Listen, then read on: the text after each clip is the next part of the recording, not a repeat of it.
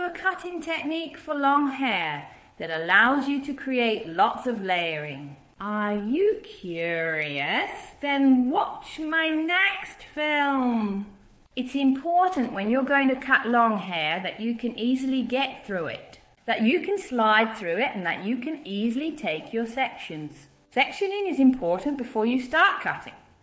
This gives you a good overview of what you're doing, and I'm now dividing the hair into 4 sections. I put my comb on the highest point of the head to draw a path from there straight back to the ear. On the other hand, I do exactly the same. So if you have trouble finding the top of the head, just lay down your comb and pull from where your comb is.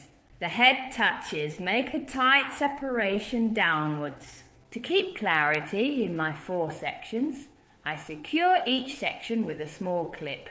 As you can see, the position of my clip is upwards because that ensures the hair stays put. So at the back too, you secure it flat with a clip.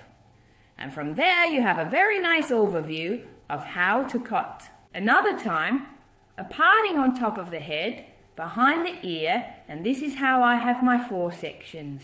The first layer you're going to cut is also the shortest. I pick up my first section and I decide approximately where I want my layer to be. I drop it down, and this is a reference point for me that I can tell the customer it can still be in the tail, it can still be in the braid, because it can. It comes over the hairline at the bottom. When I have determined the length, I cut it in because I want my layers to blend nicely together later. I take a horizontal pass, I comb it upwards and connect it to my first guideline that I have cut. So I work with a fixed guideline.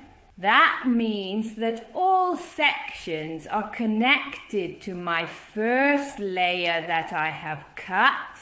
You see me take a parting each time and stand on the other side. If you're going to cut this in the salon, you can just stay in the same place because you're actually working with a straight line. I want to show it with, and if you're looking at my back, you can't see what I'm doing. That's why I move each time. I constantly continue with my horizontal sections until I have no edge left. Now, this head has very long hair, so I project the bottom pass also up to my guideline. I can clearly see my guideline, otherwise I don't cut. But it may well be the case with your customer that the lower length does not make it to the guideline and that the lower layer is just a bit lower. On the other side, I do exactly the same. I continue working with my horizontal passes. I project it to my fixed guideline. I can now see my guideline well, and then I connect it. So every per se, project yourself to the center, and when I work with a fixed guideline, I take the entire pass into my hands because I just find that more comfortable. Then I have just a good clear overview of it. Now that's what I'm working on. When your customer is now sitting in front of the mirror, you can check yourself in the mirror to see if you stay in the right place with your fixed guideline. Again, work all the way down, project upwards, and with the cutting technique, you connect your passes to your permanent guideline. When I'm done with the back, I start at the front. I take a straight pass, I comb it upwards and connect it to the crumb part. The pot part is quite long, and I want to have some long layers at the front, so I continue in my straight line. Do you want some longer lengths at the front now? That's possible too. You could work it diagonally forward. Even now, I keep working with straight passes. I project it to my kit's line and I connect it there. I do this until I have no hair left. Again, my thoroughness, the hair is very long. Maybe with your customer when you reach the pass at the ear. Then he no longer comes to the permanent guideline. Then you don't need to do it anymore. To cut, then you can cut it to the hand. When I have this side ready, I can spin forward. Then on to my last flat on the other side. And again, straight lines to your fixed guideline until you have no hair left. So what I basically do is think of a vertical guideline and project all the hair towards it. You can vary enormously with this line. When I go shorter on the crown, you will notice that your layering is also stronger, or you choose for to stay longer. The last step I take is the outer line of the hair with the coffee. Control technique, because I don't want to put too much tension on it. I cut my outer line, and you now see me bending my knees considerably. Well, I could have taken a stool. But when I'm cutting an outer line, I want to do this at eye level, because my eyes are much higher than my cutting line. I might be cutting crookedly, and that doesn't work. So for now, I'm bending my knees quite a bit, but in the salon, I would grab a stool. When I've cut the bottom line, you can still choose to make the layers at the front a bit more consistent with the bottom length. I take a straight line above the eye, I project it diagonally forwards, and with the slicing technique, I create even more layering, and it matches each other a bit more. This doesn't need to be the case, for I find it sometimes very beautiful to let a fuller layer fall on a longer one. But now I choose to continue doing it. Project forward, forward diagonally. My scissors, the position of my scissors, goes straight in or a bit towards me, and I make the connection with a grinding technique. Finally, as a last step in the cutting line, I want to make sure the layers remain in each other. With my thinning shears, I ensure the points get a tad thinner.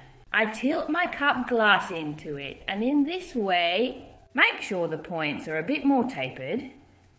I think it's a great technique to use my thinning shears to create different lengths in the points. I also use the EcoSol spray from Kiss as a reinforcement. This has been marketed as a hairspray, but can also be used as a strengthener. It's a hairspray without propellant, so it's also good for the environment. I make a straight parting and I start at the front with fern. I want to smooth it out a bit more, and later you will see that I use a curling iron to add a fun technique to create a fun swirl in the hair. You see that my brush is very coarse. Also ensure that you take the right material in your salon. I have various sizes of brushes, but when I want to quickly blow dry and nicely polish the hair, I choose to use a very thick brush. This also applies to your curling irons.